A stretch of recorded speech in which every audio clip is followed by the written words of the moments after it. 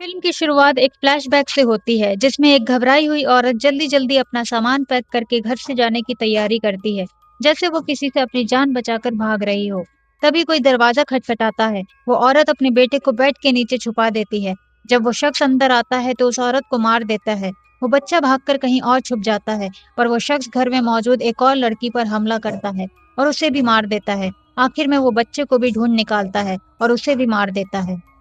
कहानी अब प्रेजेंट में आ जाती है। एक फैमिली शिकागो से उसी घर में शिफ्ट होती है जहां पहले ये भयानक घटना हुई थी। जैसी जो इस कहानी की मेन कैरेक्टर है वो अपने नए घर को देखती है। उसके फादर रॉय उससे घर के बारे में पूछते हैं और जैसी उनसे कहती है कि उसे ये घर पसंद आया। जब जैसी किचन में अपना सामान अनपैक करती है तभी कबर्ड के अंदर से एक आवाज आती है। वो अंदर एक चीज देखती है और उसे बाहर निकालने के लिए अपना हाथ आगे बढ़ाती है, लेकिन उसका हाथ वहां तक नहीं पहुंच पाता। लेकिन अचानक से वो चीज अपने आप ही जैसी के हाथ तक पहुंच जाती है। वो उसे बाहर निकाल कर देखती है कि वो बस एक खिलौना है। उसके बाद वो उसे ऊपर रख देती है। रात को जैसी के फादर रॉय अपने बेटे बेन की हंसने की आवाज सुनकर उसके रूम में जाते हैं। वहां वो देखते हैं कि बेन इधर उधर घूम रहा है और सीलिंग की तरफ देखकर हंस रहा है। उसको देखकर ऐसा लग रहा था जैसे वो किसी के साथ खेल रहा हो। रॉय फिर बेन को दोबारा उसके बिस्तर में सुला देते हैं और वहां से चले जाते हैं। लेकिन बेन फिर से हंसने लगता है। अगली सुबह जैसी अपने डैड के साथ सनफ्लावर के बीज लाने के लिए उनके साथ जाती है। वो गाड़ी की चाबी उठाती है तो उसकी माँ उससे चाबी वापस मांगती है, क्योंकि उन्हें लग रहा था कि जैसी अकेले ही गाड़ी लेकर शहर घूमने जा रही है। दरअसल जैसी की वजह से एक बार कार एक्सीडेंट हुआ था और उसके साथ उसका भाई बेन भी था। और उस हादसे के बाद बेन कभी बोल नहीं पाया और जैसी की डैड की सारी सेविंग हॉस्पिटल के खर्चों में लग गई। इसीलिए ये लोग नई शुरुआत करने इस फार्म में आते हैं। जब जैसी अपने डैड के साथ शॉप में पहुंचती है तो वो वहां की चीजों को ऑब्जर्व करती है। उसके बाद वो थोड़ी देर के लिए बाहर टहलने चली जाती है। तभी जैसी की मुलाकात बॉबी से होती है। वो उसे बताती है कि वो यहाँ नई नई शिफ्ट हुई है। थोड़ी बातचीत के बाद जैसी अपने डैड के साथ वापस घर चली जाती है।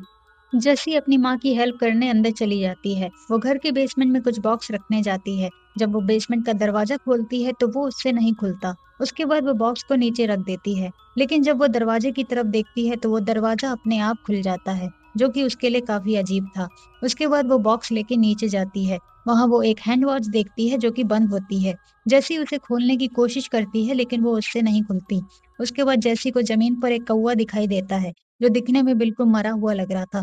जैसी उस कौवे को एक लकड़ी से छूने ही वाली होती है, लेकिन उससे पहले ही अचानक वो कौवा उड़कर चला जाता है और जैसी घबरा जाती है। वहीं दूसरी तरफ कुछ कौवे सनफ्लावर के बीज खाने लगते हैं। जैसी के फादर उन्हें भगाने की कोशिश करते हैं लेकिन कौवे उल्टा उन्हीं पर अटैक कर देते हैं। तभी एक जॉन नाम का आदमी वहां पर आ जाता है और अपनी गन की आवाज से उन कौवों को भगा देता है। जॉन नौकरी की तलाश में शहर जा रहा था। तभी जैसी के फादर उसे अपनी ही फार्म की देख रेख के लिए उसे नौकरी पर रख लेते हैं। जॉन की मदद से सनफ्लावर के पौधे काफी हरे भरे हो जाते हैं और कुछ ही दिनों में कटाई के लायक हो जाते हैं। आगे हम देखते हैं कि काम करते वक्त रॉय के हाथ में गहरी चोट आ जाती है। जैसी की मॉम रॉय को हॉस्पिटल ले जाती है और जैसी को बेन का ध्यान रखने के लिए कहती है। जैसी किचन में बेन के लिए खाना रेडी करती है। तभी ऊपर से एक अजीब सी आवाज आती है। जब वो वहां देखने जाती है तो घर की सारी चीजें अचानक अपने आप गिरने और टूटने लगती है, जैसे घर में किसी का साया हो। जैसी अपने भाई को ढूंढते हुए बेसमेंट के दरवाजे तक पहुंचती है, जो खुला होता है, लेकिन वहां उसे सिर्फ वो खिलौना ही नजर आता है। वो उस खिलौने को उठाने वाली होती है, लेकिन वो खिलौना अपने आप बेसमेंट में चला जाता है। तभी बेन जैसी के पीछे खड़ा मिलता है और जैसे ही जैसी उसकी तरफ देखती है, बेसमेंट से कुछ हाथ उसे खींचने लगते हैं। जैसी किसी तरह खुद को बचाकर बेन को वहां से ले जाती है और घर से बाहर जाने की कोशिश करती है, लेकिन दरवाजा खुलता ही नहीं। घबराते हुए वो खिड़की से बाहर निकलने की कोशिश करती है। तभी वहां जॉन आ जाता है और उन दोनों को बाहर निकालता है। जॉन उससे पूछता है कि क्या हुआ, लेकिन घबराहट में जैसी कुछ नहीं कह पाती। इस इंसिडेंट से वो बहुत डर जाती है। जब वो दोबारा घर में झांकती है तो घर की सारी चीजें पहले की तरह नॉर्मल हो जाती है, जैसे घर में कुछ हुआ ही नहीं। जैसी अपने पेरेंट्स को घर में हुई घटना के बारे में बताती है और शिकागो वापस जाने की बात करती है, लेकिन उन्हें जैसी की बातों पर बिल्कुल भी यकीन नहीं होता। उन्हें लगता है कि जैसी को ये जगह बोरिंग लग रही है, इसीलिए वो कहानी बना रही है। जैसी के फादर कहते हैं कि उसे इस घर में रहने की आदत डालनी पड़ेगी। फिर जैसी अपने भाई बेन को देखती है, जो सीलिंग की तरफ देखे जा रहा था। जैसी समझ जाती है कि बेन को भी वो साए नजर आते हैं। वो बेन से कहती है कि काश वो बोल पाता और मॉम डैड को सच बता पाता। रात में जब सब सो रहे होते हैं, जैसी को एक औरत की धीमी आवाज सुनाई देती है। वो कहती है कि वो मरना नहीं चाहती, मदद करो। जैसी उठकर बेन के रूम में जाती है और वो आवाज बेन को भी सुनाई देती है। बेन जेसी के पीछे खड़े साए की तरफ इशारा करता है। जेसी जैसे ही पीछे पलट कर देखती है वो साया अचानक गायब हो जाता है। अगली सुबह जैसी बॉबी से मिलती है और उस फैमिली के बारे में पूछती है जो पहले वहां रहा करती थी।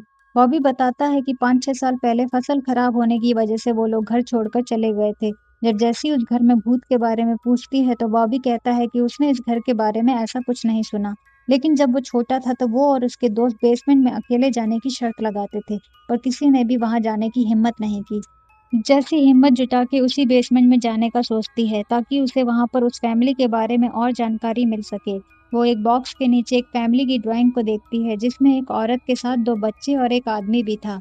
उसके बाद जैसी की नजर बेसमेंट के फ्लोर पर पड़ती है जो धीरे धीरे दलदली मिट्टी में बदल रहा था। तभी अचानक से एक साया जैसी पर अटैक कर देता है। जैसी सीढ़ियों से ऊपर जा रही होती है तभी पीछे से एक हाथ जैसी का पैर पकड़ लेता है और नीचे खींचने लगता है। उसी वक़्त जैसी को एक लड़की का विज़न आता है, जो ठीक जैसी की तरह ही अपना पीछा किसी से छुड़ा रही थी। उसके बाद जैसी नीचे गिर जाती है और फ्लोर पहले की तरह नॉर्मल हो जाता है। जैसी भाग के ऊपर आ जाती है और रोने लगती है। उसे लगता है कि शायद वो पागल हो रही है।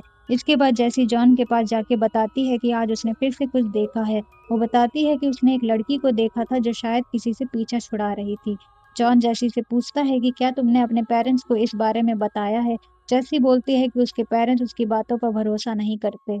इसके बाद जैसी सनफ्लावर के खेतों में हल्की सी हलचल देखती है। जब वो वहां जाकर देखती है तो पीछे से कोई तेजी से गोदाम की तरफ जाता हुआ दिखता है।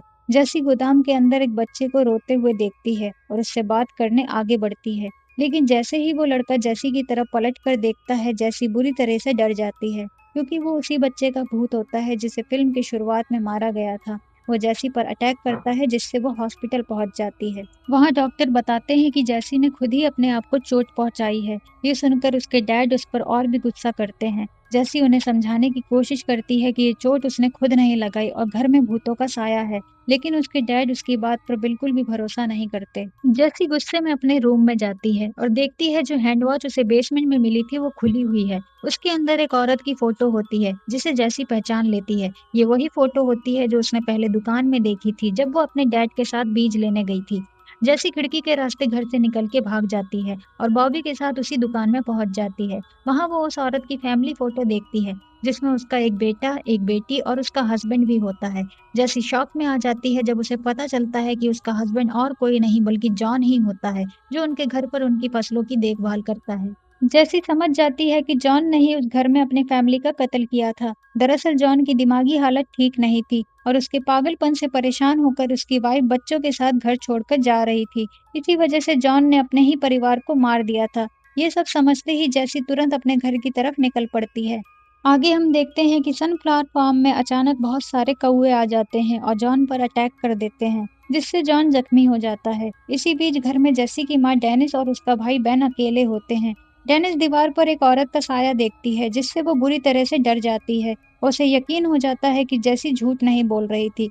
वो तुरंत अपना सामान पैक करके घर से भागने लगती है, लेकिन ये सब जॉन देख लेता है। इससे जॉन की पुरानी यादें ताजा हो जाती है और वो फिर से पागल हो जाता है। उसे लगता है कि उसकी वाइफ मैरी और उसके बच्चे उसे छोड़कर जा रहे हैं। वहम में आकर जॉन डेनिस को अपनी वाइफ और बेन को अपना बेटा माइकल समझ लेता है और उन्हें मारने की कोशिश करता है। डेनिस अपने बेटे बेन को लेकर बेसमेंट में चली जाती है और दरवाजा अंदर से बंद कर लेती है। तभी जैसी बॉबी के साथ वहां पहुंचती है, लेकिन जॉन उन दोनों पर हमला कर देता है और बॉबी बेहोश हो जाता है। जैसी भागकर बेसमेंट में चली जाती है और दरवाजा बंद कर लेती है, जहां वो अपनी माँ और भाई को देखती है। डेनिस जैसी पर विश्वास न कर पाने के लिए उससे माफी मांगती है। जैसी बेसमेंट का बल्ब तोड़कर बिल्कुल अंधेरा कर देती है ताकि जॉन उन्हें देख ना पाए। जॉन दरवाजा तोड़कर अंदर घुस आता है। इसी दौरान जैसी के डैड रॉय भी वहां पर आ जाते हैं, लेकिन जॉन रॉय पर अटैक करके उन्हें जख्मी कर देता है। जॉन जब डेनिस पर हमला करने वाला होता है तब जैसी उसे रोक लेती है। तभी बेसमेंट का फ्लोर दोबारा दलदल में बदलने लगता है। जॉन जैसे ही जैसी को मारने वाला होता है, जैसी उसे जोर से एक लात मारती है और जॉन उस दलदल में गिर जाता है।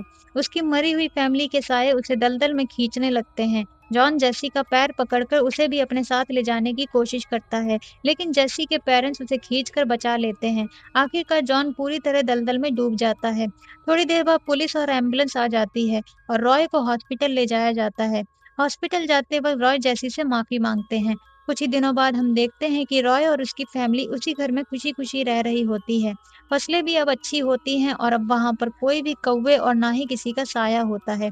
बेन फिर से बोलने लगता है और इसी के साथ ये कहानी खत्म हो जाती है।